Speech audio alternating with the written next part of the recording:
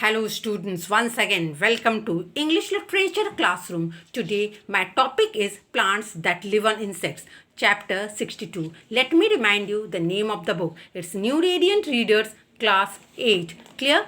Now let me recap a little. In my last video I told you all about that there are some plants which sets trap for animals and then suck them to death. Next, I also told you all about sundew. It's a plant whose leaf is round. There are about 200 hairs on each leaf, and at the end of each is a bright yellow glistening drop. Glistening drops attract insects in search of nectar. It takes about 2 days for the sundew to digest a fly. Okay, it takes 2 days for a sundew to digest a fly. Remember it. Okay, today I am going to start from here. The Venus fly. Okay, it's a leaf of a Venus fly trap. Okay, now the Venus fly is a North American plant. Clear?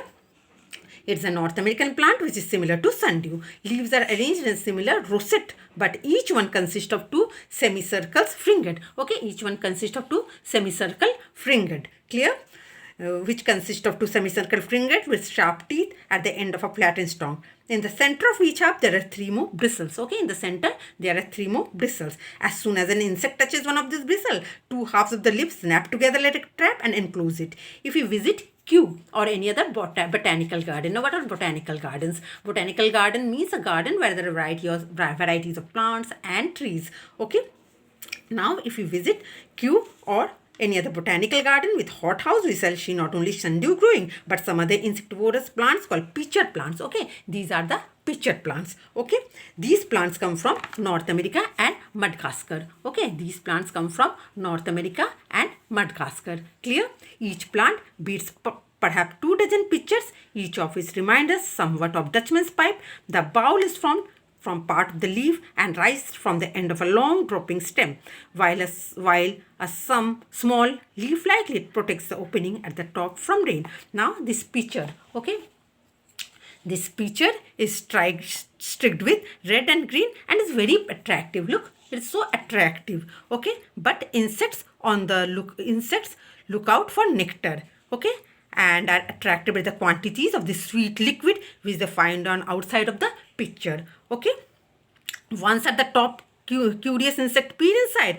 and see more nectar on the sides of the pitcher. Okay, once at the top. Okay, these curious nectar peer inside. What did they see? Okay, they see on the sides of the pitcher. Okay, on the side they can see nectar. Clear?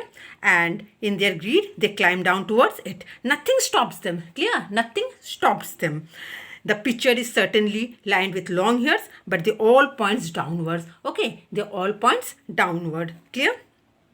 Now, and assist the fly in reaching the nectar. Once satisfied, however, the fly tries to return and finds that those long hairs are pointing towards him. They helped him to descend, but now they are turned against him. He struggles to climb and now finds that the sides of the pitcher are very slippery. What do they find? The sides of the pitcher are very slippery. At last, in his struggle to climb, he slips and falls down to the bottom. At last, in his struggle, what happened? He slips and falls down to the bottom of the pitcher into the water which is collected there. There is no ordinary water. Okay, water which is collected there. Okay, it's no ordinary water. Okay, what is it? It's a juice. Okay, it's acid and very like the juice in our stomach which digests our food. So the poor fly is drowned and digested and the juice goes to feed the pitcher plants. We usually find insectivorous plants, okay, growing where the soil is very poor. Okay, where does the insectivorous plant grow? Where the soil is very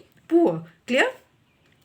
Now, some of them can live without the insects, but they do not flourish, for the insects provide them with the nitrate food which is missing from the soil. If these plants lived entirely upon the insects or could not live without them, we should call them parasites. There are many such plants, but they are not plants. Okay, there are many such plants, but they are not plants which set trap for insects. And if they do live for animal food, they usually wait until the animals are dead. Okay, with this I am concluding this video. In my next video, I am going to bring question answer. Until then, goodbye.